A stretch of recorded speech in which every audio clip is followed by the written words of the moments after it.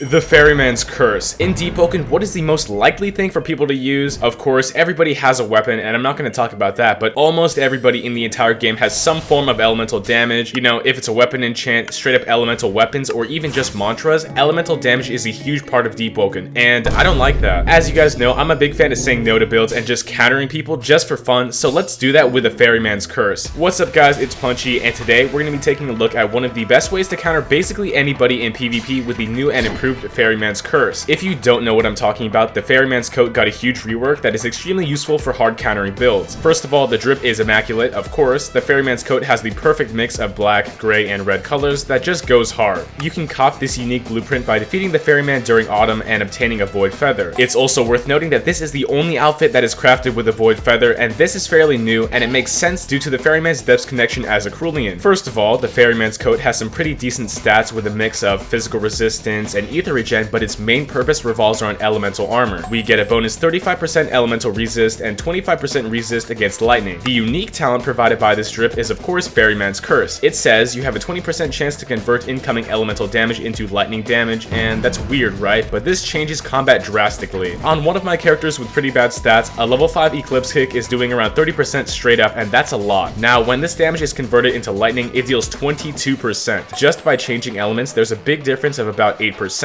On another build that has returned to the Dark Ages and much higher elemental resist, a level 5 Eclipse kick does about 18%. Now with the lightning conversion, it does 13% instead. It's less of a reduction, but it's still pretty good. I also tried testing this with max dread stacks, but it seems like the resist caps out because both normal and converted Eclipse kicks were doing around 14% instead of 18%. It's huge because this resistance can save you in combat. Of course, if our enemy has points into Thundercall, the damage won't be reduced that much, since converting lightning damage into lightning will really do nothing, but against everything else, it's really good. What's great about the Ferryman's Curse is that it not only affects mantras, but it affects elemental weapons and enchants too. Players with crit blades or enchants like blazing or chilling will have their M1s and mantras converted into Thundercall damage, and that can suck for some builds. You can straight up counter builds that play with elements with a highly optimized resistance setup, and it's almost unfair. I think this unique armor is really strong, and people need to try it out if they want to counter people. Hopefully in the future, Deepwoken will add more unique outfits in the game that have fun gimmicks like this. I'm talking about Duke's coat. Where's that at? I need Duke's coat, bruh. It's been Punchy, and that's all for now, but make sure to like and subscribe. There's only 300 subs left until I hit 50,000 subscribers, so let's make it happen. Thanks so much and have a good one. It's punchin' time.